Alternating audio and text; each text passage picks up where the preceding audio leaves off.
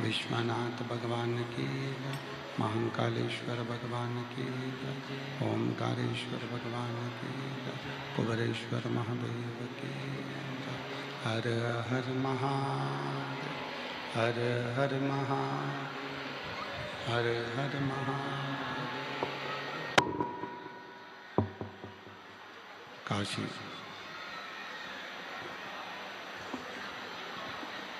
विश्वनाथ ओगरदानी त्रिकालदर्शी कैलाशी विनाशी भगवान शिव, जिनकी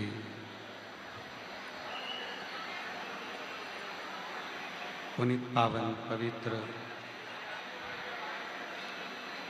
शिव महापुराण की कथा भगवान शिव की कृपा से, करुणा से, उनकी उदारता से रांची झारखंड की पवित्र पावन भूमि बाबा वैद्यनाथ जी की ये पवित्र धरा झारखंड, जहाँ भगवान शिव की ये पवित्र आनंदमय शिव महापुराण की कथा का दिव्य आयोजन श्री शिवाला सेवा समिति रांची झारखंड द्वारा आयोजित किया गया। एक बार श्री शिवाला सेवा समिति रांची झारखंड के लिए जोरदार ताली बजाकर उनका साधुवाद, वंदन, अभिनंदन। कथा के मुख्य यजमान श्री विवेक कुमार, श्रीमती विनीता कुमारी जी, रांची झारखंड से, जिन्होंने यजमान पद ग्रहण कर इस पवित्र कथा के दिव्य आयोजन को आयोजित किया। एक बार जोरदार ताली बजाकर उनका भी स्वागत, वंदन, अभिनंदन। तेरी कृपा बिना नहीं एक भी अणु लेते श्वास, तेरी कृपा से तनु तनु बखान क्या करो मैं राखों के ढेर का, चपटी भभूत में खजाना कुबेर का, हे गंगाधार मुक्ति द्वार ओंकार तू, भोरे ओंकार तू, आयो शक्ति हारी शंभु तार तार तू। शिव की ये पवित्र जो पावन कथा है, ये केवल एक कथा तक सीमित नहीं है।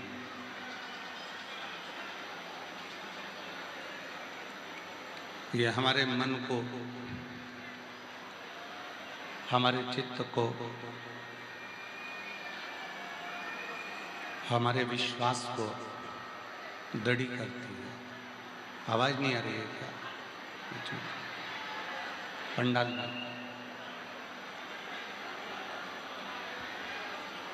एलईडी नहीं चल रही है कि आवाज नहीं आ रही है? आवाज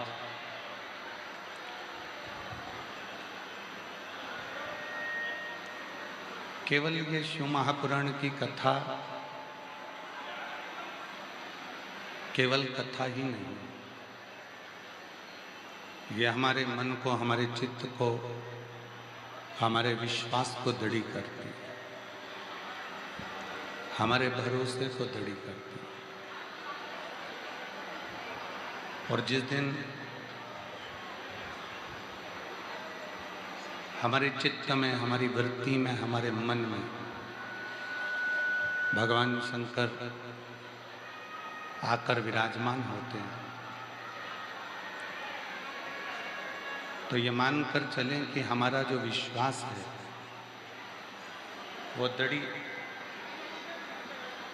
हमारा जो भरोसा है वो दृढ़ हो जाता है।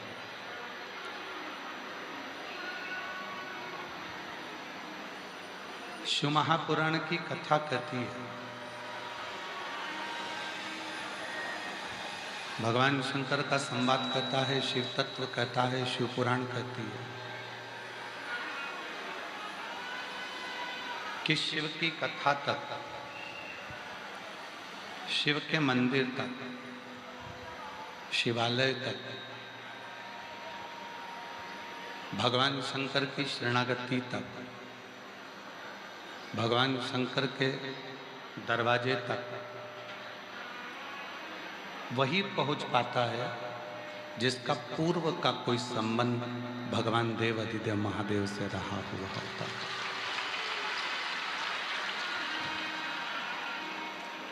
और कोई पिछले जन्म के अच्छे कर्म मुझे बाबा तेरा साथ मिला, कोई पिछले जन्म के अच्छे कर्म मुझे बाबा तेरा साथ मिला, जहाँ सारी दुनिया झुकती है, जहाँ सारी दुनिया झुकती है, मुझे वो वाली दरबार मिला, दरबार मिला, कोई पिछले जन्म के अच्छे कर्म मुझे बाबा तेरा साथ मिला। आपके और हमारे कोई पूर्व जन्म के कोई अच्छे कर्म होते हैं जो आप और हम देवघर तक जाते हैं। कोई आपके और हमारे कोई पूर्व के अच्छे कर्म होते हैं जो हम भगवान शंकर को एक लोटा जल चढ़ा पाते हैं। कोई आपके और हमारे कोई पूर्व के कर्म अच्छे होते हैं जो आप और हम शिव महापुराण की कथा में बैठ पाते हैं। और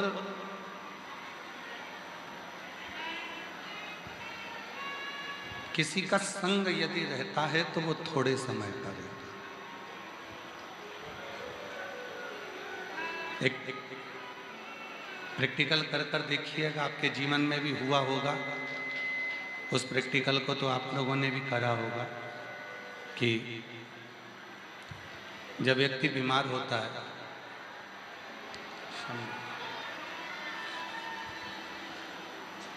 जब व्यक्ति बीमार होता है तो आवाज नहीं आ रही,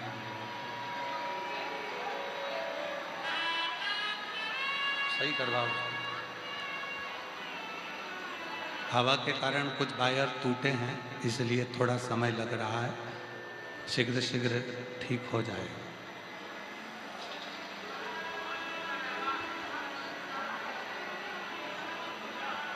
जब व्यक्ति बीमार होता है, बाहर की आवाज बढ़ा देना, और बीमार होता है तब वो उसके पास में उसके रिश्तेदार, नातेदार, कुटुंबी, परिवार वाले सब आते हैं। कितना समय आएंगे? थोड़ा बहुत समय। कोई रात दिन बीमार व्यक्ति के पास में आकर नहीं बैठता।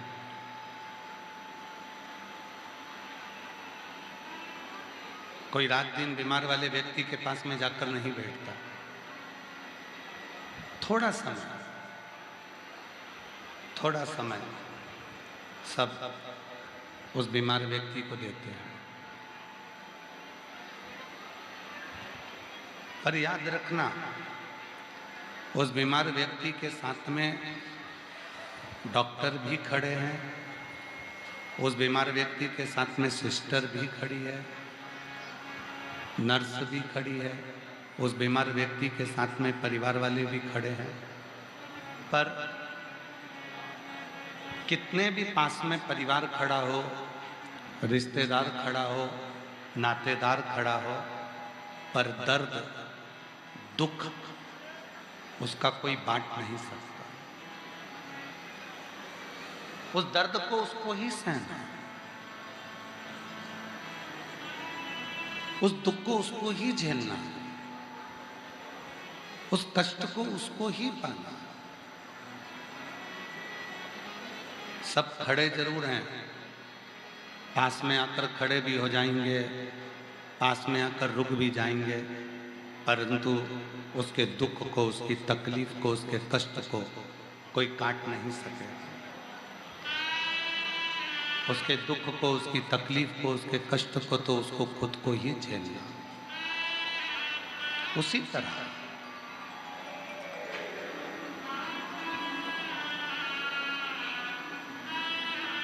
मनुष्य पूरी जिंदगी जो निकाल देता है वो कुछ ना कुछ ढूंढने में निकाल देता है।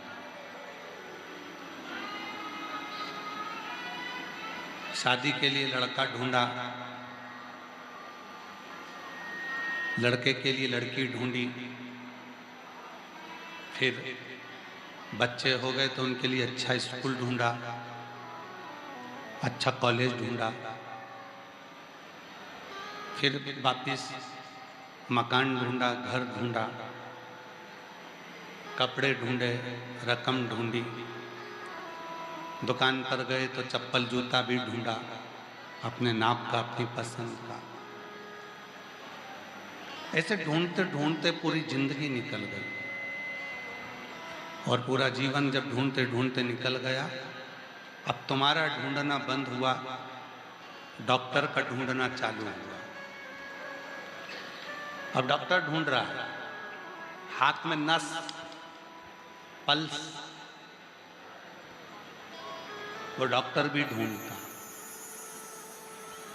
शिव महापुराण की कथा कहती है, विद्येश्वर संहिता कहती है कि तुमने सब कुछ ढूंढा, पर एक बार भगवान शंकर का दरवाजा ढूंढ लेते तो दुनिया की किसी वस्तु को ढूंढने की जरूरत नहीं।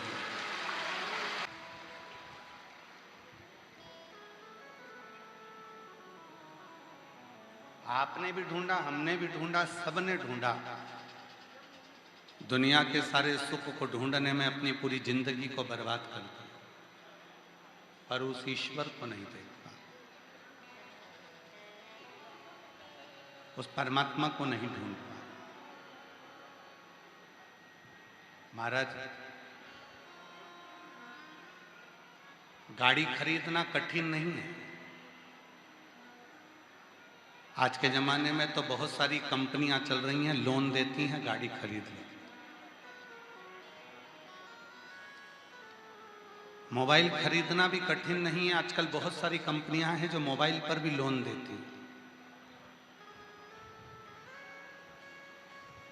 मकान खरीदना भी कठिन नहीं है, बहुत सारी बैंकें हैं जो लोन देती हैं। गाड़ी खरीदना कठिन नहीं है, मोबाइल खरीदना कठिन नहीं है, मकान, बंगला,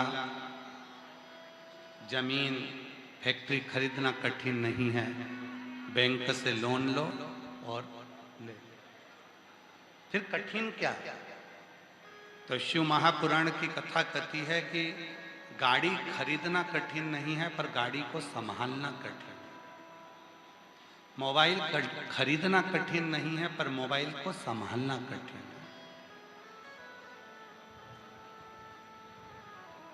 मकान खरीदना कठिन नहीं है, पर उस मकान को संभालना कठिन है। उसी तरह मंदिर जाना कठिन नहीं है, पर मंदिर का जो शिव है उस पर विश्वास करना बहुत कठिन है। उस पर भरोसा, दृढ़, अपने भरोसे को संभालना, अपने विश्वास को दृढ़ करना, अपने भरोसे को प्रबल करना, ये कठिन।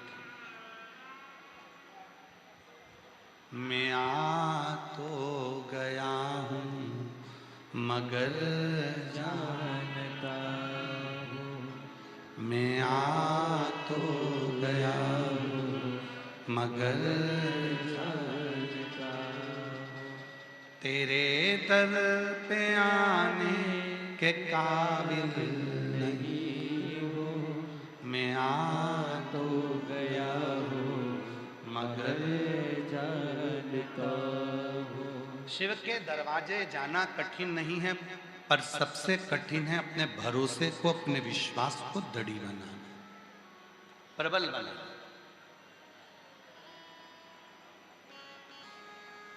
लाखों की संख्या में आप लोग फुटबॉल ग्राउंड रांची के कांके झारखंड की इस पवित्र भूमि पर कथा सुन रहे हो। आज इतनी भीड़ है, भक्तों का इतना सैलाब है कि हम भी ट्रैफिक में फंस गए थे, तो बड़ी मुश्किल से निकल कर यहाँ तक आए। पूरी झारखंड और रांची को प्रणाम करते हैं, आप लोगों के प्रेम को प्रणाम करते हैं, जिनके दिल में शिव बसा हुआ, हृदय में शंकर बसा।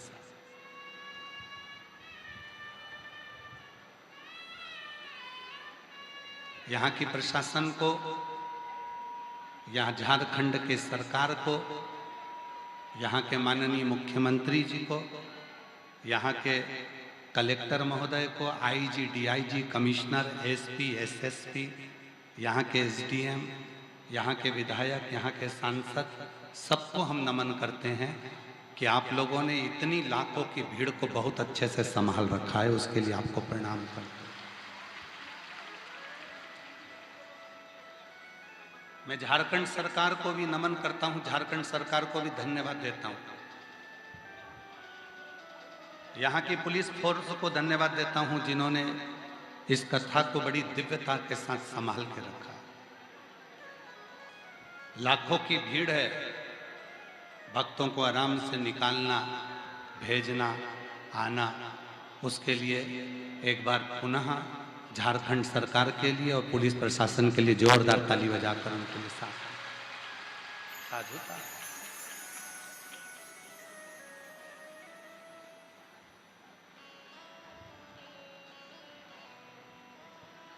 शिव मंदिर जाना कठिन नहीं है, कथा में जाना कठिन नहीं है, देवघर जाना कठिन नहीं है, उज्जैन जाना कठिन नहीं है, काशी जाना कठिन नहीं है, पर कठिन है विश्वनाथ पर भरोसा करना, कठिन है देवघर वाले बाबा पर भरोसा करना, कठिन है महाकाल राज पे भरोसा करना, कठिन है शिव महापुराण पर भरोसा करना। मोबाइल खरीदना कठिन नहीं है, पर मोबाइल को संभालना कठिन है। अपने भरोसे को, अपने विश्वास को संभालना, अपने भरोसे को, अपने विश्वास को दृढ़ करना, ये कठिन।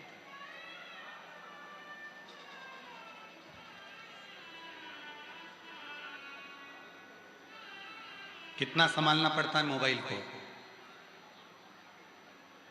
कथा चलते चलते में भी 5 से 6 बार तुम्हें अपना मोबाइल देखना पड़ता है कि गया, है कि गया, कितना संभालना पड़ता है। मोबाइल खरीदना कठिन नहीं है, मोबाइल तो आप लोन लीजिए, मोबाइल ले लोगे, गाड़ी के लिए लोन लीजिए, गाड़ी ले लोगे, मकान ले लोगे, बंगला ले लोगे, पर उसको संभालो। उसी तरह भगवान के मंदिर में जाना कठिन नहीं है, पर उसके ऊपर भरोसा संभालना बहुत कठिन, बहुत कठिन। दुख आता है, तकलीफ आती है, कष्ट आता है, परेशानी आती है,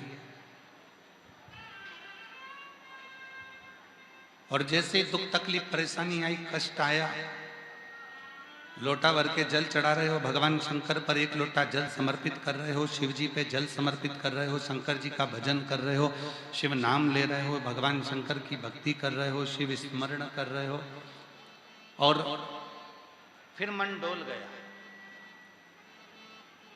फिर मन विचलित हो गया, मेरा बाबा तो मेरी सुन ही नहीं रहा। बस शिव कथा यही कहती है, अपने मन को, अपने विश्वास को डगमगाना नहीं, अपने विश्वास को दृढ़ करना है, भरोसे को दृढ़ करना।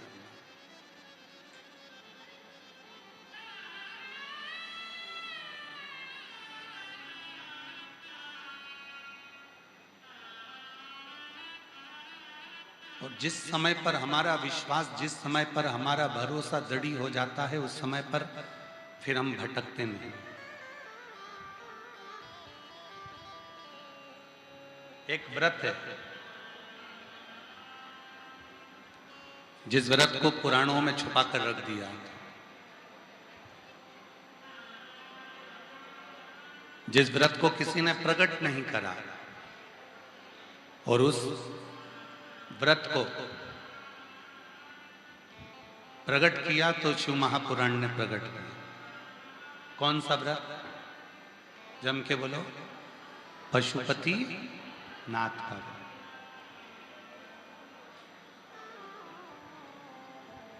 एक व्रत, ये ऐसा व्रत है जिस व्रत को पुराणों में, शास्त्रों में छुपा कर रख दिया था,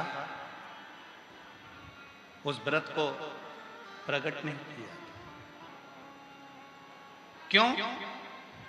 क्योंकि एक व्रत देव अधिदेव महादेव का ऐसा व्रत है, पशुपति व्रत, जिस व्रत को कोई महिला, कोई पुरुष, कोई स्त्री, कोई बेटी, कोई बेटा, कोई बुजुर्ग, कोई माता पिता, कोई संत, कोई साधु, कोई तपस्वी, कोई साधक, कोई मनुष्य, कोई किन्नर, कोई गंधर्व, कोई अप्सरा, कोई पशु, कोई पक्षी, कोई नाग, अगर इस व्रत को मात्र धारण कर लेता है तो फिर वो संसार सागर में अकेला नहीं रहता, उसके कदम से कदम मिलाकर चलने वाला महादेव उसके साथ चलता है। एक व्रत, और वो व्रत केवल एक पुराण में नहीं है कि हम कह दें कि केवल शिव पुराण में पशुपति व्रत का वर्णन है, हम कह दें कि केवल स्कंद पुराण में पशुपति व्रत का वर्णन है। उस व्रत का वर्णन लिंग पुराण में, नर्मदा पुराण में, स्कंद पुराण में, शिव पुराण में, श्रीमद् भागवत पुराण में, विष्णु पुराण में, ब्रह्म वैवर्त पुराण में,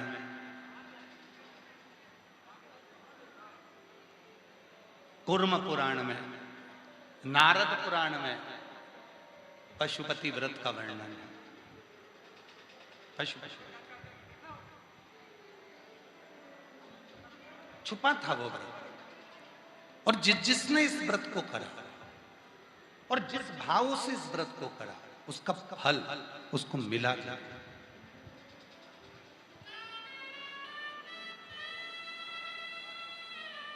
एक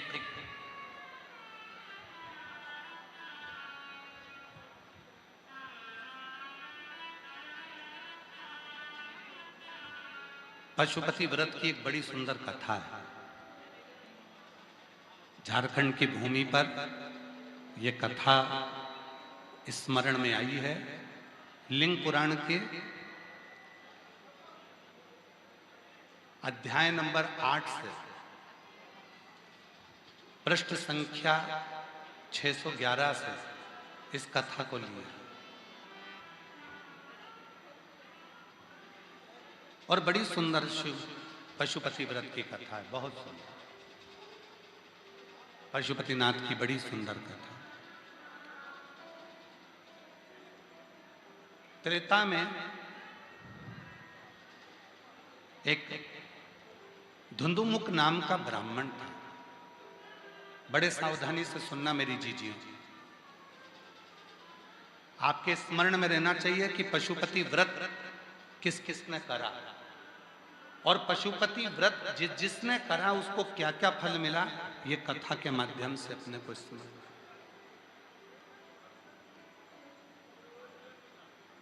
आप में से कितनी जीजियां हैं, कितने जीजा हैं जिन्होंने पशुपति व्रत करा? हाथ उठाओ जरा।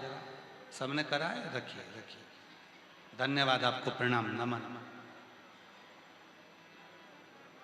त्रेता युग में एक धुंधुमुख नाम का एक ब्राह्मण था और वो धुंधुमुख ब्राह्मण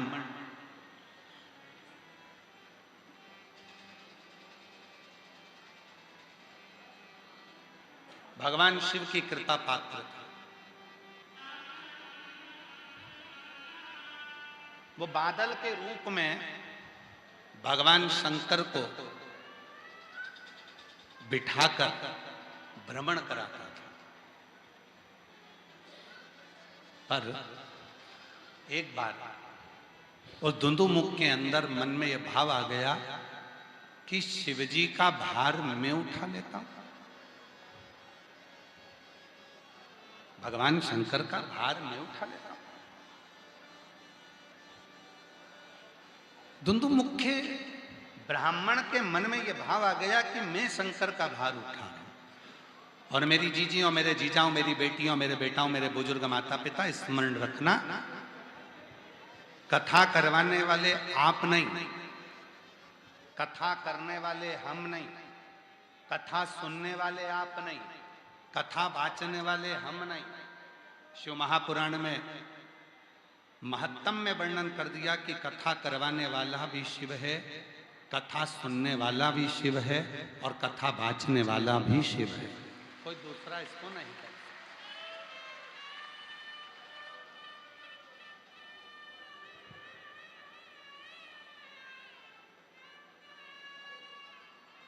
देवघर कौन कौन गया है? हाथ उठाओ जरा सब। गए हो सब लोग? रखो, प्रणाम प्रणाम।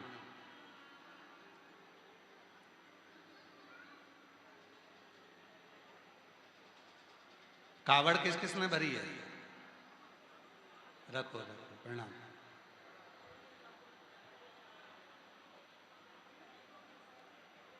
कावड़ को प्रणाम कर कर बाबा की कावड़ को, बम कावड़ को जब हम अपने कंधे पर लेते हैं और मन में अगर हमारे ये भाव आ जाता है कि ये कावड़ मैं लेकर चल रहा हूं, तो फिर तो कावड़ ले जाना बहुत कठिन हो जाता है। पांव दुखते हैं, छाले पड़ जाते हैं, थक जाते हैं, परिश्रम हो जाता है, बहुत कष्ट होता है। पर जब तुमने ये सोच लिया कि ये कावड़ मैं लेकर नहीं जा रहा हूं, ये कावड़ ले जाने वाला मैं नहीं हूं, ये कावड़ ले जाने वाला मैं नहीं हूं, जब तुम्हारे मन में आ गया कि यह कावड़ ले जाने वाला तो मेरा स्वयं देव अधिदेव महादेव है और महादेव ही लेकर जा रहा है, तो वो कावड़ चल, फिर कावड़ ले जाने में दिक्कत नहीं है। हमारे सीहोर में कुबेरेश्वर बाबा की कावड़ केवल 11 किलोमीटर की जाती है। अब आप में से कई लोग तो ऐसे हैं कि रांची में 5-10 किलोमीटर तो पैदल ही चल लेते हैं, 2-5 किलोमीटर तो सुबह मॉर्निंग वॉक में 4-5 किलोमीटर चल लेते हैं, 6-7 किलोमीटर तक लोग सुबह सुबह मॉर्निंग वॉक में चल लेते हैं।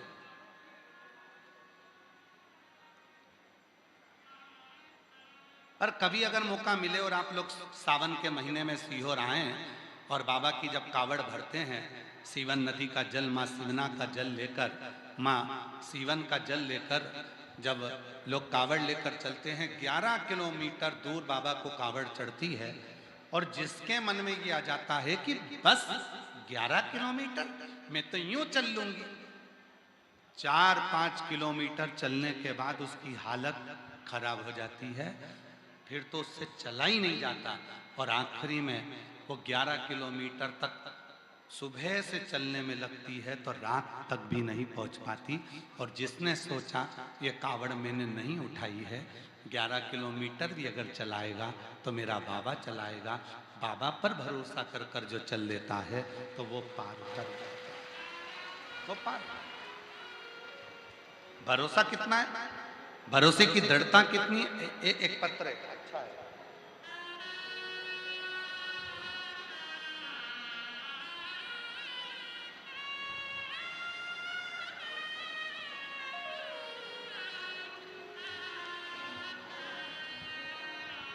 भरोसा देखिए, इन पत्रों के माध्यम से भरोसा देखिए। सुनंदा वर्णवाल, मैं रांची की रहने वाली हूं। कहीं बैठी हो सुनंदा वर्णवाल, हमारे बीच में लाइट बाबा पधारे हैं। एक बार जोरदार ताली बजाकर उनका साथ।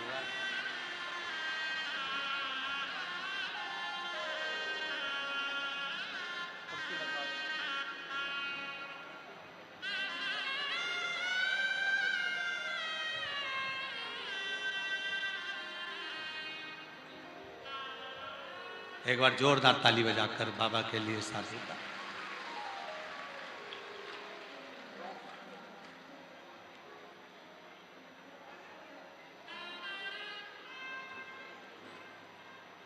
पत्र पढ़िएगा, विश्वास देखिए कि शिव पुराण पर भरोसा कितना है। विश्वास देखिए कि शंकर पर भरोसा कितना है। कुर्सी लाओ।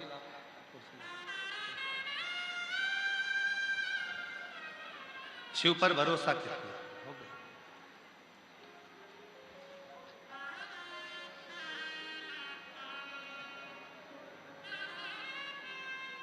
सुनंदा वर्णवाल रांची से हैं। कहीं बैठी हो तो हाथ हिला सकती हैं, और अगर कहीं बैठी हो तो बेलपत्र लेने के लिए आ सकती हैं। बाबा को हम सब प्रणाम। मैं हरमू रांची से हूं। बाबा का आशीर्वाद मुझे भी मिला। गुरुदेव, मेरा बेटा 2 साल का हो गया, वो उसके शब्द नहीं निकलते थे, बोलता नहीं था। उसकी आवाज डॉक्टर के हिसाब से भी खुली नहीं थी। हम बहुत संकोच में थे कि मेरा बच्चा बोलता क्यों नहीं। किसी ने कहा था कि सियोर वाला बाबा कथा कहता है तो उसके पंडाल में जाकर बैठ जा, जो चाहे वो मांग। हम यहाँ आए, हमने बेटे की बस केवल आवाज मांगी, यहाँ की मिट्टी को उसके गले पर लगाया, और बाबा घर जाते ही मेरा बेटा माँ और पापा बोलने लगा। मैं बाबा को यहाँ प्रणाम करने, घर जाते ही मेरा बेटा माँ और पापा बोलने लगा। इसलिए मैं बाबा को धन्यवाद देने आई हूँ। गुरुदेव, मेरा बाबा एक दिन की कथा सुनी और बाबा पर बस बोला और बाबा ने सुनी। एक दिन की कथा।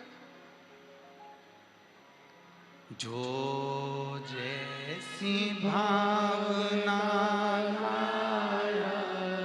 वो वैसा ही फल पाया, नहीं खाली उसे लौटाया, वो मन ही मन हर्षाया, और कर दिया माला माल काशी वाले ने, लुटा दिया भंडार काशी वाले।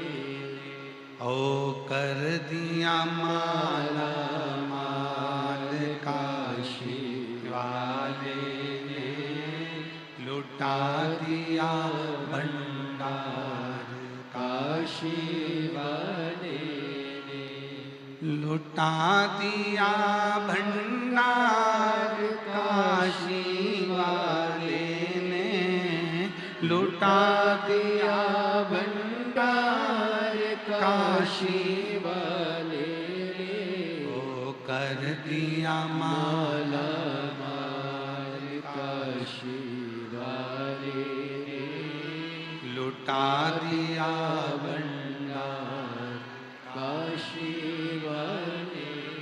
आप जिस भाव से यहाँ आए, आप जिस भावना से यहाँ पहुंचे, आप जिस भरोसे से यहाँ पहुंचे, आप जिस विश्वास से यहाँ पहुंचे, उस विश्वास को संभाल कर रखना, उस भरोसे को संभाल कर रखना।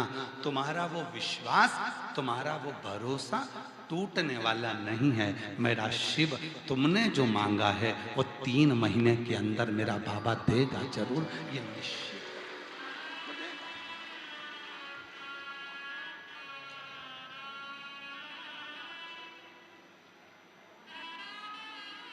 धुंधुमुख शिव जी को लेकर जाता था और भगवान शंकर को लेकर जाता था, तो उसके मन में अभिमान आ गया कि मैं शिव को घुमा रहा हूं, शिव के भार को मेरे सिवाय कोई नहीं उठा सकता।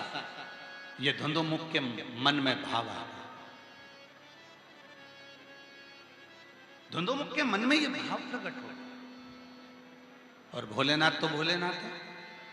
आज बाबा ने अपना, जैसे लंकापति रावण के मन में आ गया था कि मैं शंकर को उठा सकता हूं, कैलाश उठा सकता हूं, शिव जी ने अपने पांव का अंगूठा थोड़ा सा नीचे करा और कैलाश हिला तक नहीं, हाथ दब गया।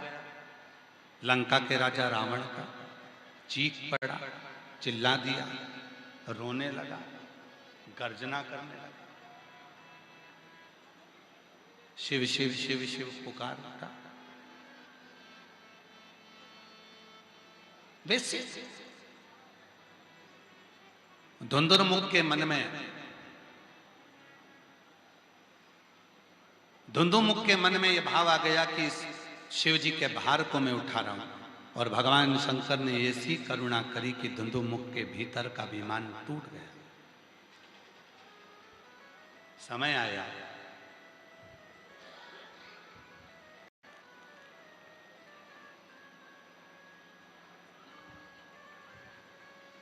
धुंधुमुख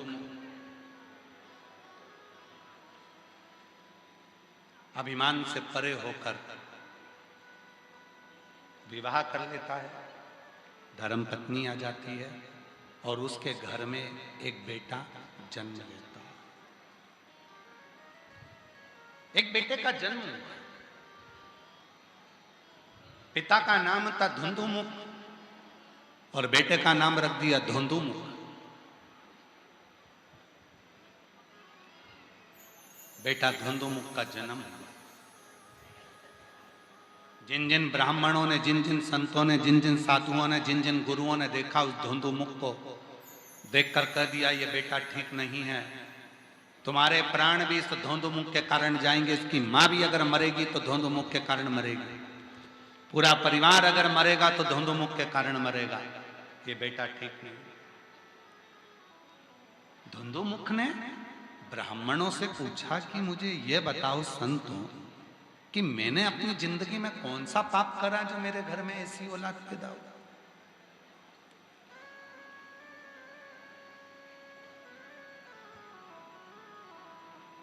मैंने पाप कौन सा किया है, मैंने कौन सा कर्म ऐसा कर दिया। महाराज, कई लोगों की आदत रहती है अखबार खोलते हैं उसमें राशि फल पढ़ते हैं, टीवी खोलते हैं तो उसमें भी राशि फल देखते हैं, मेरी राशि कैसी है। कितना भी राशि फल पढ़ लो, कितना भी राशि फल देख लो, पर उस राशि को अगर सुधारना है तो अपने कर्म को प्रबल बनाना पड़ेगा और शंकर को एक लोटा जल चढ़ाना पड़ेगा, तब वो राशि से।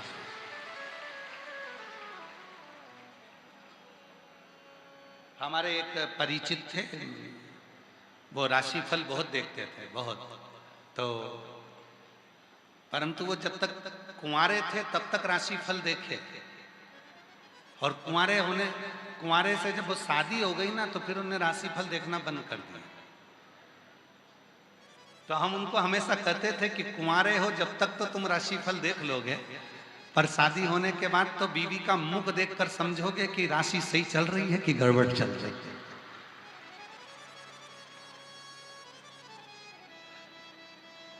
ऑफिस से आओगे और बीवी का चेहरा देखोगे ना अपनी धर्म पत्नी का, और उसका चेहरा देखकर पहचान जाओगे कि आज राशि ठीक चल रही है। मतलब आज मेरी पत्नी का झगड़ा ना मेरी बहन से हुआ, न मेरी माँ से हुआ, न भाभी से हुआ, न देवरानी से हुआ। आज राशि ठीक है। राशि केवल जब तक कुंवारा था तब तक देख रहा था, उसके बाद तुम मुख देखकर बताता है कि आज राशि ठीक है कि गड़बड़।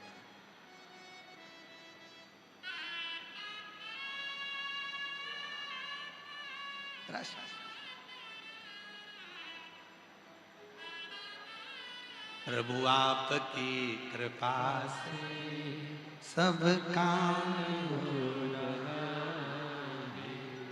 श्रेष्ठता कब है? राशिफल आपने पढ़ा, राशिफल आपने टीवी पर देखा सुना। राशि कब काम करती है? जब आप मेहनत करते हैं। राशि कब काम करेगी? जब आपका कर्म प्रधान हो, जब आपने भगवान देव अधिदेव महादेव पर पूर्ण भरोसा कर कर अपने कर्म को अपनी लगनता के साथ किया, तो वो राशि काम करती है। आज श्री शिवाला सेवा समिति रांची,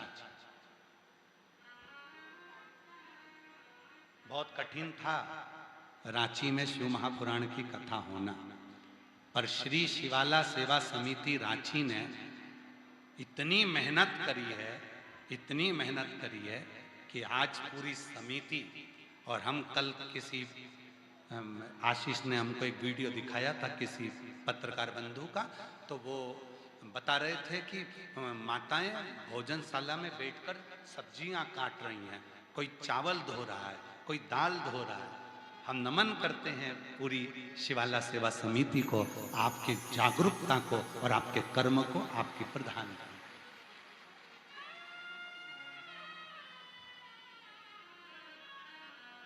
और जो सब्जियां धो रही थी, जो सब्जियां काट रही थी, उनका जो वीडियो देखा तो उसमें एक भी मेरी जीजी ऐसी नहीं दिख रही थी कि किसी के घर में धन की कमी हो।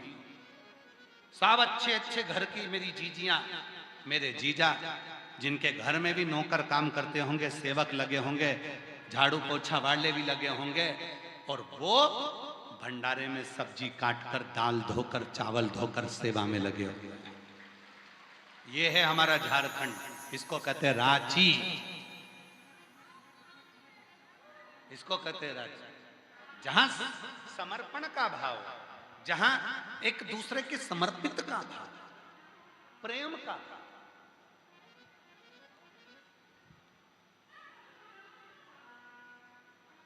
और इतनी लंबी लाइन, एक भाई बता रहा था 1 किलोमीटर की लंबी लाइन भोजन भंडारे की चली जा रही है, चली जा रही है, चली जा रही है।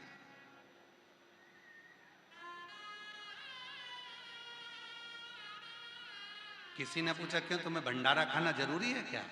तो कहा बाबा का प्रसाद है, मैं तो पाऊंगा। प्रेम है।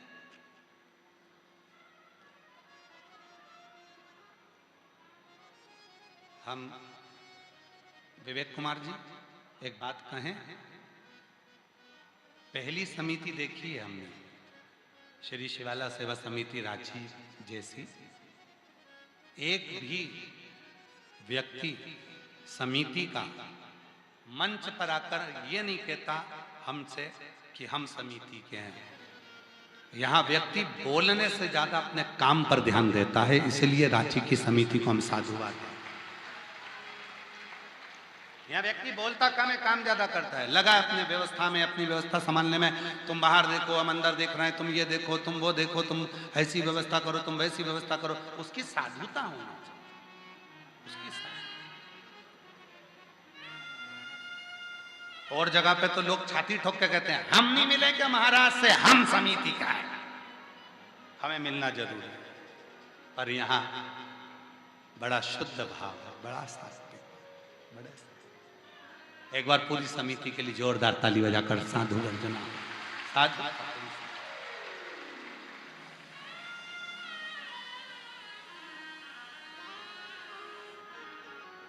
और प्रभु आपकी कृपा से सब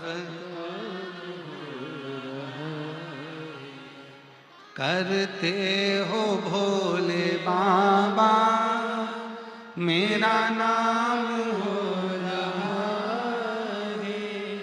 करते हो भोले बाबा, मेरा नाम हो रहा है।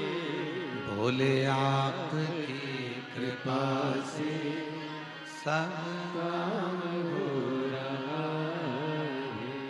भोले आपकी कृपा से सब काम हो रहा है। धुंधुरमुख के घर में एक बेटे का जन्म हुआ।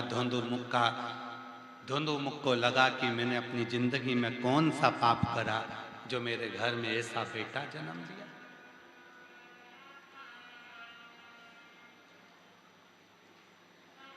मैंने कौन सा कर्म किया।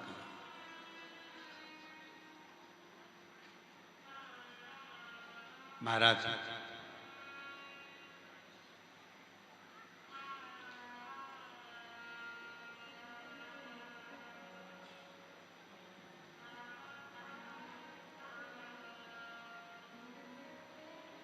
जिस गांव में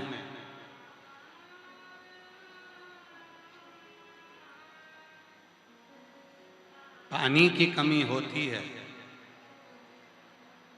उस गांव की फसल बिगड़ जाती है। जिस गांव में पानी की कमी होती है वहां की फसल बिगड़ जाती है। और जिस घर में संस्कारों की कमी होती है वहां की नस्ल बिगड़ जाती है।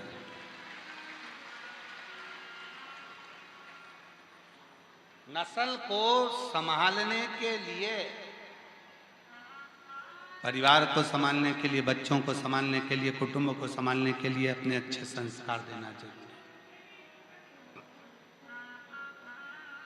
बहुत जरूरी।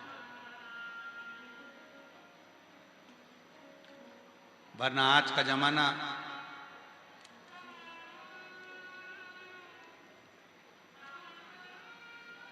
आप लोगों में से कितने लोग हैं ऐसे जो अपनी पूरी प्रॉपर्टी किसी मंदिर में देके जाओगे? कोई देगा? नहीं देगा। अपनी जमीन, अपनी जायदाद, अपनी प्रॉपर्टी, अपना मकान, अपनी गाड़ी, अपना बंगला, अपना जेवर, अपना चैन, अपना सामान जितना है वो किसी को नहीं देगा। देगा तो अपने बच्चों को।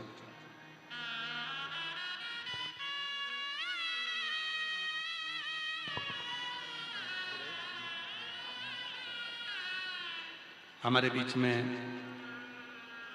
जिस क्षेत्र में कथा चल रही है वहाँ के स्थानीय विधायक महोदय श्री सुरेश बिट्ठा जी यहाँ आए हैं। मैं निवेदन करूँगा वो व्यासपीठ पूजन के लिए पधारे।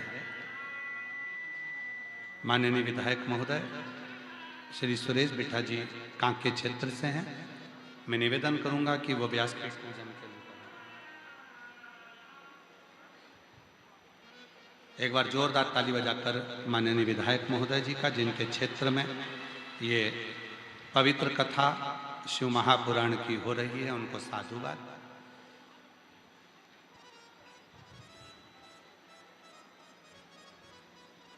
शिव तत्व कह रहा है, भगवान शंकर का चरित्र कह रहा है, शिव महापुराण की कथा कह रहा है, शिव चरित्र कह रहा है।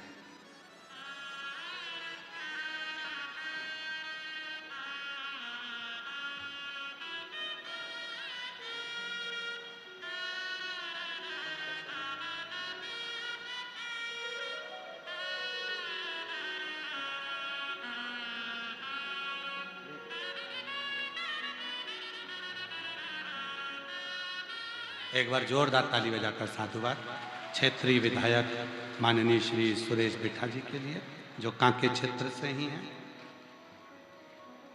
शिव कथा कह रही है, जमीन दोगे तो अपने बेटों को दोगे, प्रॉपर्टी दोगे तो अपने बेटों को दोगे,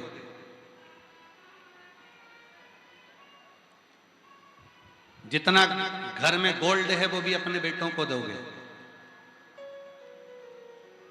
पाल पोस कर बड़ा करा बेटों को, खूब अच्छे से रखा बेटों को,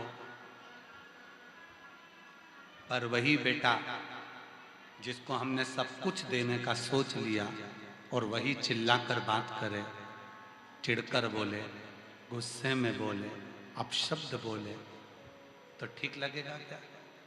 नहीं।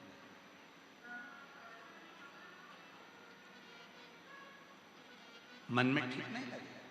फिर भी एक मां, एक पिता, एक मां का जो दिल होता है, एक पिता का जो दिल होता है, वो ऐसा दिल होता है कि वो किसी को नहीं देता, चाहे बेटा कैसा भी हो। अपनी पूरी जिंदगी का कमाया हुआ सारा धन वो अपने बेटे को ही देता है। एक मां, एक पिता ऐसा ही होता है।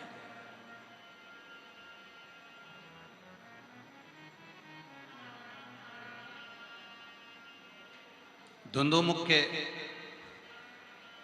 मन में यह भाव आ गया कि मैंने कौन सा पाप करा जो मेरे बेटे आज इतना, सारे संत ऋषि गुरुजन कह रहे हैं कि तुम्हारा बेटा ठीक नहीं है, ये तुम्हें बर्बाद कर देगा, ये तुम्हें नष्ट कर देगा, तुम्हारे मरने का भी अगर कोई लक्ष्य रहेगा तो यही बेटा तुम्हारे मरने का कृत करेगा। धुंधुमुख के मन में यह बात बहुत खलने लगी।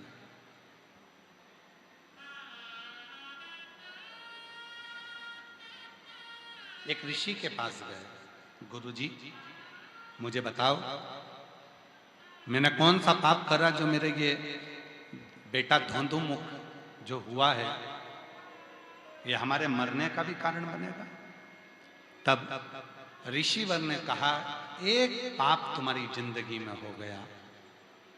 एक शिव का भक्त रोज शिवालय जाता था, तुम्हारे पूर्व के जन्म में तुम उसके शिवालय जाने पर उसको ताना दिया करते थे, गाली दिया करते थे, अपशब्द किया करते थे, ताना देते थे, गाली देते थे, अपशब्द करते थे।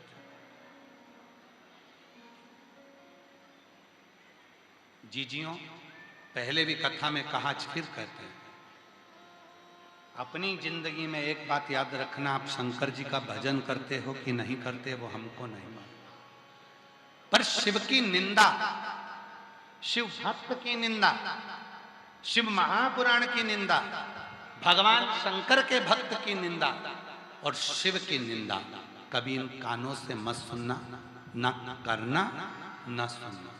अगर कोई निंदा कर भी दे, आज का जमाना सोशल मीडिया का है, आपको अगर कहीं मोबाइल पर कोई निंदा करता दिख भी जाए तो वहां से या तो डिलीट हो जाओ या उसको ब्लॉक कर दो, और अपने मुख से ना निंदा करना है ना निंदा सुनना है। हमें निंदा भी नहीं करना, हमें निंदा भी नहीं सुनना। निंदा करी थी दक्ष प्रजापति ने भगवान शंकर की, बकरे का मुख लग गया था। निंदा करी थी देवऋषि नारद ने भगवान शंकर की, बंदर का मुख लग गया था। निंदा सुनी थी भगवान नारायण ने, नारद जी के मुख से भगवान शंकर की निंदा सुनी थी तो नारायण भगवान का मुख कर कर घोड़े का मुख लग गया था। जिसने निंदा सुनी है और जिसने निंदा करी है उसको पशु की योनि को तो धारण करना ही पड़ता है, उसको भोगना तो पड़ता ही। देवऋषि नारद ने निंदा करी थी भगवान शंकर की, बंदर का मुंह लग गया था। दक्ष प्रजापति ने निंदा करी थी भगवान शंकर की, बकरे का मुख लग गया था। भगवान विष्णु ने देवऋषि नारद के मुख से भगवान शंकर की निंदा सुन ली थी तो घोड़े का मुंह लग गया था। हयग्रीव अवतार हुआ था भगवान का। केवल निंदा श्रवण करना, निंदा सुनना।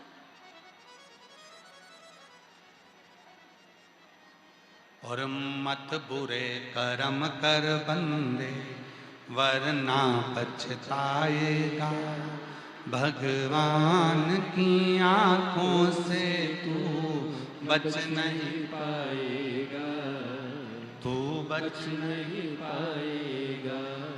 अरे ओ अज्ञानी मत करना दानी, अरे ओ अज्ञानी मत करना तेरे कर्म का फल भी तू ही पाएगा, जैसा किया तूने तेरे आगे आएगा। मत बुरे कर्म कर बंदे वरना पछताएगा, भगवान की आंखों से तू बच नहीं पाएगा, तू बच नहीं पाएगा। जो कर्म किया है उसको भोगना है। ए धुंधुमुख, तेरे घर में ऐसे बेटे का जो जन्म हुआ है वो तेरे कर्म का खेल है।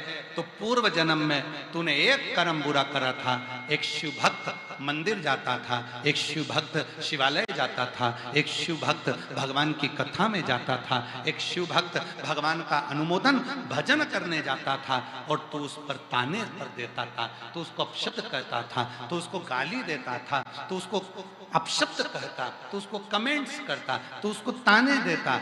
और वही अपशब्द कहने का कारण यह हुआ कि तेरे घर में ऐसे बेटे का जन्म।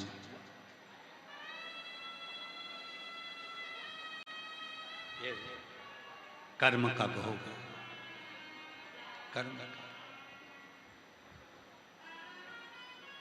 मिला, रोने लगा। अब मेरे घर में ऐसा बेटा जन्म ले लिया है जो मेरे पूरे कुल को डुबो देगा, फिर हमारा कुल तरेगा कैसे? ऋषियों ने कहा तुम्हारा बेटा जब पूर्ण तरह से बर्बाद हो जाएगा, सब नष्ट हो जाएगा, तब तुम्हारा बेटा धुंधुमुख भगवान बृहस्पति के पास जाएगा और उनसे निवेदन कर कर भगवान शंकर की पूजन को करेगा, तब तुम तरोगे। आया समय, धुंधुमुख अपने घर चले गए। धुंधुमुख उसका बेटा धीरे धीरे बड़ा हुआ, उसकी शादी कर दी। शादी क्यों करी? क्योंकि वो बेटा यहाँ वहां जाता, गलत कृत्य करता, मदिरापान करता, मांसाहार करता, वेश्यावृत्ति करता, गलत काम में लगा रहा, जुआ खेलने में लग गया, गलत कर्म में लग गया। तो पिताजी ने सोचा कि कम से कम अगर इसका विवाह कर दूंगा तो ये कुछ ठीक तो हो जाएगा। तो धुंधुमुख ने अपने बेटे धुंधुमुख का विवाह कर दिया। विवाह होकर बहू घर में आ गई, पर धुंधुमुख अपनी संगति के कारण गलत मार्ग में पड़ा ही रहा। गलत मार्ग।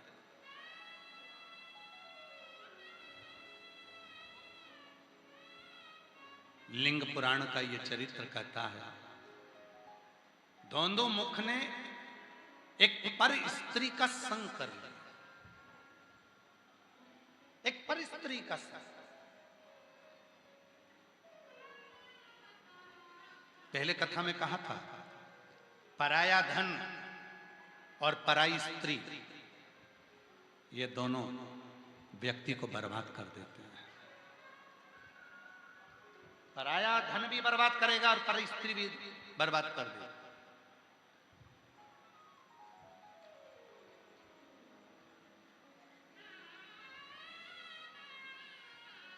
पत्नी फोन कर कर बोलती है कि ये सामान लेकर आना, तो चिढ़कर बोलते हो, और पर स्त्री फोन कर कर बोल दे कि मुझे वो डेंटिंग पेंटिंग का सामान ला देना, तो वो सामान ढूंढता फिरता। पर स्त्री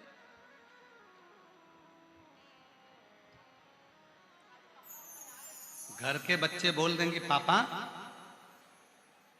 हमको घुमाने ले चलो, पापा हमको ये सामान दिला दो। घर के बच्चों पर चिढ़कर बोलता है, और वो पर स्त्री के बच्चे अगर बोल दें कि अंकल हमको ये सामान ला दो, तो 1 मिनट की देरी नहीं होती, तुरंत वो सामान आ जाता। 1 मिनट की देरी। पर स्त्री पर धन व्यक्ति को बर्बाद कर देता। और धुंधुमुख पर स्त्री के चक्कर में पड़ गया, अपना पूरा घर बर्बाद कर लिया। घर तो बर्बाद करा, एक दिन इसको क्रोध आ गया धुंधुमुख को, और धुंधुमुख क्रोध में आकर जो पर स्त्री थी, उस पर स्त्री के माता पिता को धुंधुमुख ने मार दिया। जैसे ही माता पिता को मारा, तो वो पर स्त्री के जो भाई थे, उसने धुंधुमुख के माता पिता को, धुंधुमुख और उसकी पत्नी को मार दिया। घर में जितने सदस्य थे सबके प्राण हर लिए। अब धोंदो मुख को क्रोध आया तो उसने अपने साला साली को मार दिया। ऐसा क्रोध पर क्रोध चढ़ता गया।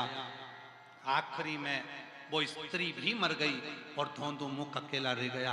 उसकी पत्नी भी मर गई, धोंदो मुख अकेला रह गया। उसका पिता भी मर गया, उसकी माता भी मर गई और अकेला धोंदो मुख रह गया। नेत्रों से नीर बहाता, मन में सोचता, मेरे जैसे पापी ने पूरे परिवार को नरक में धकेल दिया, क्या करूं? रोता हुआ वो जा रहा था। वहीं बृहस्पति महाराज का आगमन हो रहा था और बृहस्पति ऋषि के चरणों में जाकर पूछा, मेरी दुख को काट दीजिए, कोई ऐसा उपाय बता दो जिससे मेरे जो माता पिता गए हैं वो शिवलोक को चले जाएं। कोई ऐसा उपाय बता दो जिससे मेरी गति हो जाए। कोई ऐसा उपाय बता दो मेरे ऊपर से सारा पाप कट जाए। कोई ऐसा उपाय बता दो कि मेरी जिंदगी का सारा दुख समाप्त हो जाए। कोई ऐसा उपाय बता दो कि मेरे जीवन में सुख ही सुख आ जाए। तब बृहस्पति महाराज ने कहा, अगर तुम चाहते हो कि तुम्हारे पितरों का भी उद्धार हो जाए, तुम चाहते हो तुम्हारे माता पिता का भी उद्धार हो जाए, तुम चाहते हो तुम्हारे घर में सारा वैभव हो जाए, तुम चाहते हो तुम्हारे घर में सारा सुख आ जाए, तो तुम पशुपति व्रत करना प्रारंभ करो। उस व्रत के करने से तुम्हारे घर में सारा सुख प्राप्त हो। पशुपति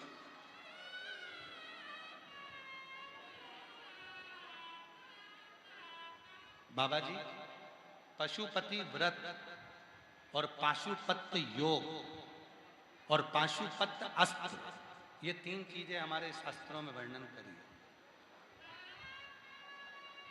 एक पशुपति योग, पाशुपत योग, पाशुपत अस्त्र और पाशुपत व्रत। पाशुपत योग आप और हम धारण नहीं कर पाए, पाशुपत अस्त्र आप और हम धारण नहीं कर पाए, पर पशुपति व्रत आप और हम धारण कर सकते।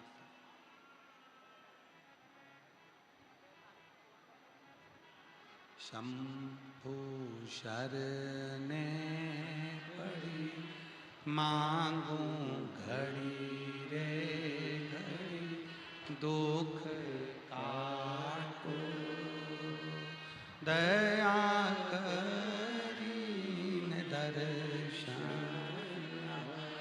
ओ शंभु शरणे पड़ी मांगू घड़ी रे।